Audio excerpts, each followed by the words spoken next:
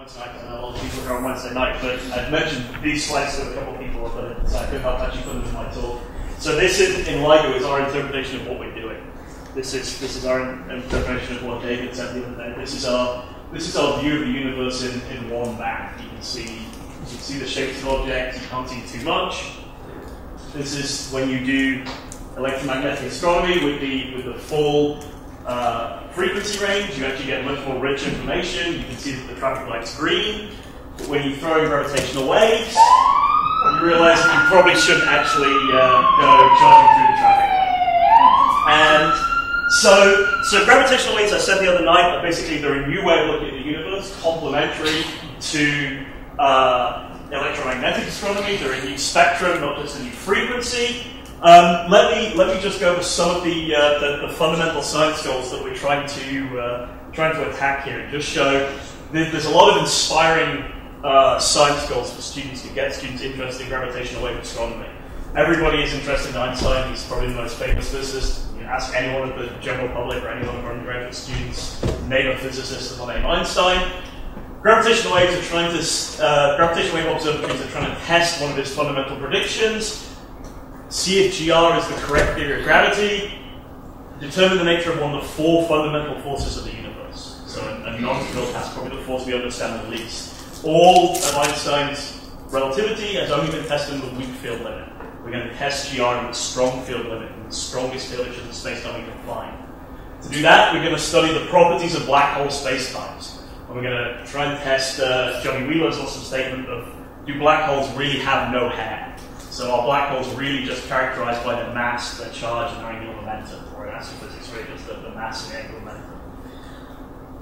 If we can see far out into the universe, maybe this might be a bit ambitious for second generation detectors like advanced LIGO, but for third generation detectors, we can start to ask questions about how did the first generations of stars live and die.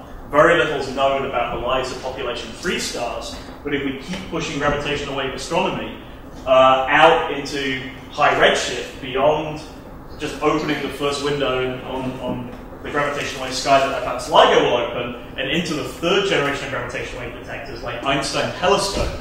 I didn't mention this the other night, but the Europeans are actually leading the way on initial LIGO that we built, analyzed the data for, that I talked about on Wednesday. It's a first generation gravitational wave detector. It's basically a technology prototype, proof of principle that we can do this. Advanced LIGO is a second generation detector. It's the detector that's actually going to detect gravitational waves, unless we screw something up in the hardware or there's something fundamentally wrong with our understanding of astrophysics. The lives of gravitational wave detectors are measured in decades, like large high-energy physics projects. And the Europeans are actually blazing the trail with Einstein telescope, an underground third-generation detector who could actually see the entire universe in black holes, out to the first generation of stars, population 3 stars, how do they live and die, were any of them in binaries, what happened at the end of their lives, what ripples have they imprinted on the fabric of space-time when they died in collisions with other stars. Another thing that's really exciting for gravitational waves is, can we precisely measure luminosity distance? Gravitational wave observations, both in concert with electromagnetic observations and on their own, can actually give us a distance ladder independent measure of luminosity distance to objects. And so this is pretty exciting for measuring the Hubble constant, looking out to large distances. More fundamental questions that we can hope to address. So how does core collapse power a supernova? Getting stars to explode, nature does a pretty good job of it, but we've been pretty bad at it so far on a computer, actually trying to model how supernova core collapse happen. You can model core collapse, but it's in restricted, simplified versions of what happens inside a core collapse, how does neutrino transport work, all this type of stuff. So what's the actual engine that powers a core collapse signal? What's the physics going on inside a supernova? By observing advanced LIGO, we'll see the nearest few galaxies. Right? So it's not going to be a source that we see tens to hundreds of supernovae a year with advanced LIGO, but we get lucky in the local group and get a couple of supernovae over the lifetime of advanced LIGO. There'll be nice loud signals that we can use to dig into what's going on in the engine that powers the supernova. Maybe in concert with neutrino observatories, we can get a handle on what the mass of a neutrino is. If gravitational waves propagate at the speed of light, neutrinos are zero mass, they should also propagate at the speed of light, but we think that they're not. So what's the mass of neutrino from time delay propagation measurements between ice cube neutrino observations and gravitational wave observations? That's ambitious, but maybe possible with a third generation detector. An important question is, what's the nuclear equation of state of neutron stars? What happens when these two neutron stars crash into each other? Simulations of binary neutron stars are, in the early stages, we understand what's going on. It's weak field gravity, it's unique post-Newtonian theory, but you don't need full GR. When the neutron stars actually merge into each other, you need GR effects, you need fluid effects, you have all these complications, and binary black hole simulations took people 30 years. We only solved the problem about 5 or 6 years ago. Fluid simulations, including fluids, we can do them, but they're at an earlier stage, they're much less mature. And so actually understanding what's going on when the two neutron stars merge together needs a lot of work on the theoretical side and also on the observational side. One of the things we can do is the neutron star equation of state, the nuclear equation of state, determines how big the neutron star is. And that determines at what gravitational wave frequency the two actually crash into each other. So if you can figure out what gravitational wave frequency the neutron stars are merging, it tells about the radius of the neutron star, that tells about the nuclear equation of state of the equation of state of nuclear matter. And a big holy grail for gravitational wave observatories, what's the engine that powers short hard gamma ray bursts? Are they the leading theory for short hard gamma ray bursts is you have two inspiraling neutron stars, or a neutron star going around a black hole, you have preferred angular momentum direction, all this matter goes in, you get a jet of GRBs coming out, and you see these in gamma ray bursts, and also in orthognathic modes.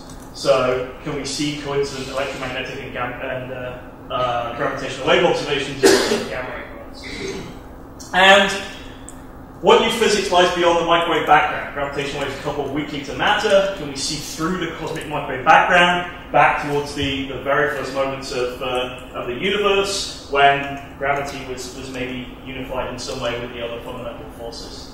So what happened in the earliest moments of creation? That's a really hard source because this creates a hiss of gravitational waves, and you're looking for noise within noise. So that's a really hard one to go after.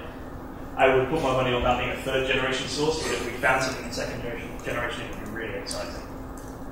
Okay, so how do we do it? Well, I won't go into too much detail about gravitational wave observatories again.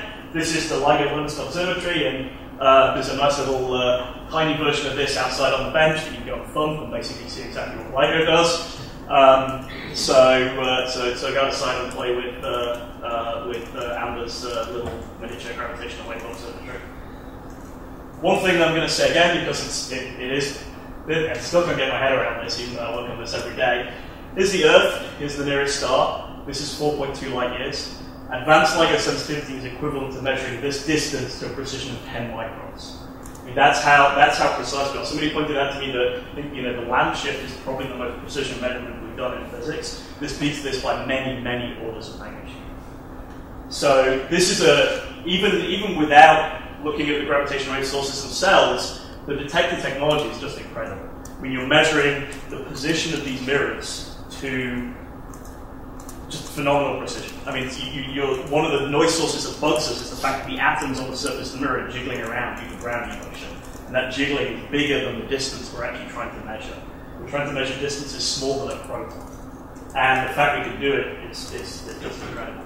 Initial LIGO is probably is 100 microns. Advanced LIGO will be 10 microns. Third generation detector will be a micron.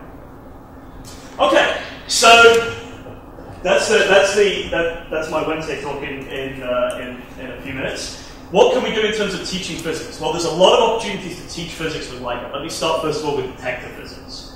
Lots of branches of undergraduate physics come into the LIGO technologies. One of the first is, this is one of the mirror suspensions. So Peter Salson's vibrations and waves class, actually one of the things they study in this vibrations and wave class is they have the design document for this mirror suspension. Here's the mirror that the laser beam reflects off. There's magnets on here that are the active control for the mirror. It's hung from a suspension wire just here, and then there's in advanced LIGO it's even more complicated because there's actually quad suspensions. And so this is a nice aspect of vibrations and waves, analyzing the material, the properties of the mirror, the Q of the mirror, the Q of the wires, exactly what happens. And so the LIGO design documents are available publicly, and so people can pick them up. And it's a nice little undergraduate project to examine this and see how much isolation you get, what the mechanical properties of the suspension system.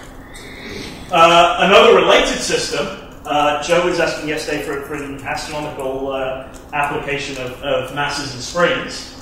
This is a nice one. So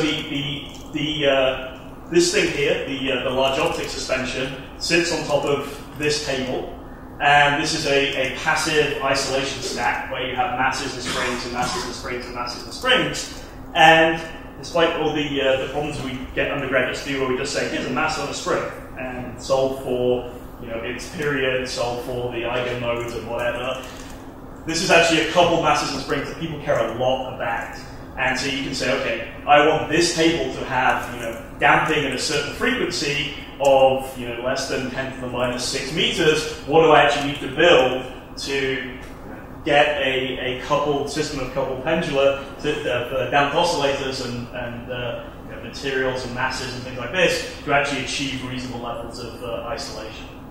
So there's a nice paper in Reviews of Scientific Instruments that I took this picture and this diagram for. It's the initial LIGO suspensions. Again, there's more complicated setups for the advanced LIGO suspensions. But I would start undergrads on the initial LIGO suspensions. Okay, quantum mechanics. So quantum mechanics comes into play in LIGO. We're measuring distances with light. Light is inherently quantum. And you can see both the particle and wave nature of light very happily in LIGO. The obvious thing is interferometry. You can look at interferometry, you can look at constructive interference, analyze a Michelson interferometer. But you can also, one of LIGO's key noise sources is inherently quantum. It's shock noise, similar to Johnson shock noise in a valve or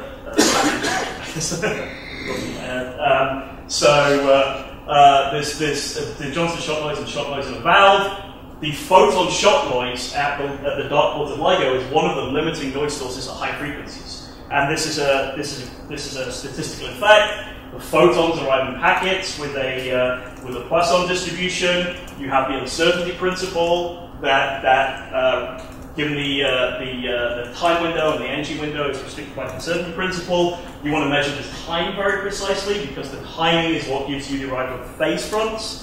The phase fronts of the photodetector is where the gravitational-wave signal is encoded. And so you can get, in fact, this is a poster analyzing LIGO's photon shock noise that, in fact, a high school senior did on a high school REU program in Syracuse, where he basically worked through the shock noise calculation and managed to derive, you can't see it very well, but here's the measured LIGO noise curve, and he managed to derive the photon shock noise curve very well to match the actual measured LIGO noise curve. And he wrote a little program in LTPDA as a simulation package, and he wrote a little simulation package that puts all the different pieces in, like here's the frequency of the laser, here's the wavelength of the laser, and various other different components actually come into the cavity bowl in the arms, and actually derive the shock noise in LIGO. So it's a nice little experiment that you very bright, but a high school senior did. Is the x-axis frequency? Yeah, so unfortunately I hate doing things like this. I couldn't find Douglas's original. I have all the graphics this somewhere, but all I could find was a check to make it closer. But this is gravitational wave frequency on the x-axis. This is power spectral density of the noise on the y-axis. This is where we're limited by thermal noise, and this is prediction for the shock noise. And at these higher frequencies, this is about 1,000 hertz just here, and so this is the region where we're limited by shock noise. At the lower frequencies, you're limited by radiation pressure, and so that's another. The standard quantum limit for gravitational wave detectors is the combination of radiation pressure on the mirror, because you have a cavity, you're building up light inside there, and the radiation pressure pushes on the mirrors. And then at high frequencies, it's shock noise of the photodetectors. So what we call the standard quantum limit of a gravitational wave detector is the low frequency of the radiation pressure. This is the trade-off. If you increase the power of the laser, then you lower the shock noise because you have more photons running in the photodetector, but you increase the radiation pressure noise. So you have to find ways to beat the standard quantum limit of a gravitational wave detector. And this is a very active topic of research. Nurgas Mavala at MIT and Stefan Barber at Syracuse have been leading efforts to look at techniques to beat the standard quantum limit. So undergrad students know delta X, delta P is greater than or equal to h bar over 2.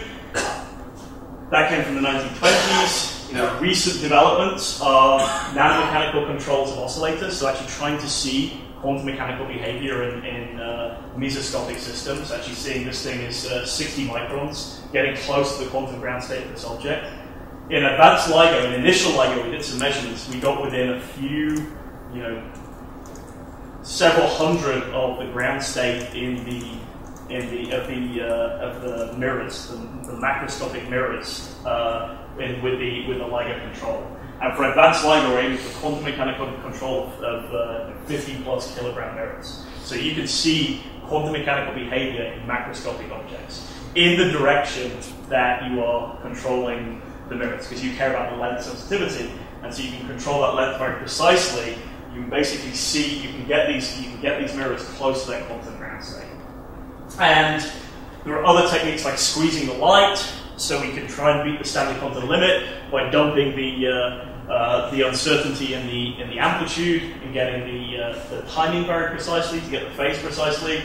And this is something that at a basic level is accessible to students as a nice application of quantum mechanics, squeezing light to get the uncertainty in the quadrature you don't care about and getting the phase measured very accurately. Another thing that's a nice application is optics and electronics. Basic or even advanced interferometry. You can fairly easily build a LIGO interferometer and teach them. The lab company has a very nice interferometer kit. You can actually build a Fabric Pro interferometer that you can even do, if you want to look at Lisa, you can actually do much more complicated interferometer configurations for the undergrad lab. You can look at control and feedback systems. You can look at analog and digital electronics. These will come into the control system. This is a picture from a couple of days ago that I took in Josh's lab at Cal State Fullerton, and his undergrad students have built a mini LIGO. So they have a laser here. This is the LIGO setup here, and unlike the difference between this and the one out there is this is actually controlled. So they actually monitor the light on the photodiode here. This is only a microscope, they haven't put the Fabric Pro on yet, but this is the photodetector just here. And Bobby has built this control circuit just here, and this basically provides feedback into a PCT, a piezo transducer just here that keeps the interferometer locked. And it's really cool because they built it in about half a. Actually, this is Bobby's summer. Yeah, well, this is Bobby's summer project, so they built this over the summer, and it's really neat because you can see it projects the fringes on the wall, and you can lean on the table, and the control system keeps it stable and keeps it on the fringe. Okay, source modeling and data analysis are also fertile grounds for undergrad students. This is something that Emma came up with in the bar the other night. Here's a question for you. Nice. Because you don't, well, I'll let you read it. Actually, you can do the inverse translation now. This is A, B, C, and D.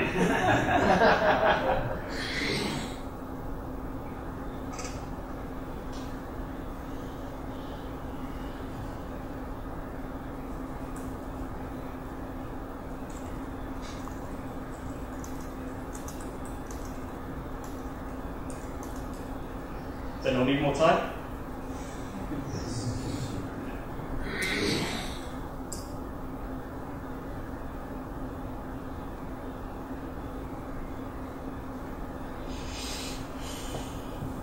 Okay. After 3. 1, 2, 3.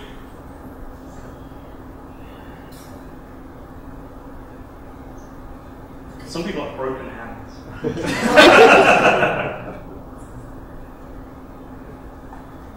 I think most people have actually got that one. It's nice to see that some people are yes, that's coalescing black holes. So this is the amplitude and frequency increasing as these black holes coalesce and merge into each other. We did a few more. This one, I won't really do all of these. This one is the spinning neutron star. It's a continuous periodic signal as the neutron star spins around and is mounted on it. This is supposed to be a burst of supernova explosion from an exploding star. You can also do ranking tasks with these. One of the other things we're chatting about is you could give them this waveform and you tell them it's a coalescing black hole and maybe draw a picture of two black holes far apart, closer together and then merging, and say rank those in terms of order of time on the waveform. So this is source modeling, and source modeling you might not think is something that's accessible to undergrads, but I'm going to use this in my real one-on-one class in the fall. If you want to do some source modeling that's a little bit higher level for physics majors, binary coalescence makes a nice problem to go through for the students. You start with basically energy balance. You have the energy, just the Newtonian energy of a gravitationally bound binary. The one thing you have to give them that comes from GR is the flux of gravitational waves. Although I've actually had juniors derive this from the Einstein quadrupole formula. This is a nice deriving this formula from the Einstein quadrupole is a nice challenging little project for seniors to do. And it's perfectly tractable. It's a lot of training, it's a lot of slogging through it, but they can do this. But so my 211 students can cope with this level of energy balance. The change in energy is the flux. You can ask them, okay, so how does the separation change? They have to do chain rule. They have to get an ODE for the separation of the function of time. Solve that, and you find that as the time increases, the separation decreases, and then you can take them in steps from there to actually deriving the phase of the waveform as a function of time. So this is actually this level of source modeling. It's a nice little problem that you can do some energy balance, do some gravitational waves, and might be a bit ambitious for Calculus 1 students, but certainly for some of our majors in their sophomore year, this type of calculation makes a nice little mathematics problem to get started on some mathematics. Okay, that's it. Thank you.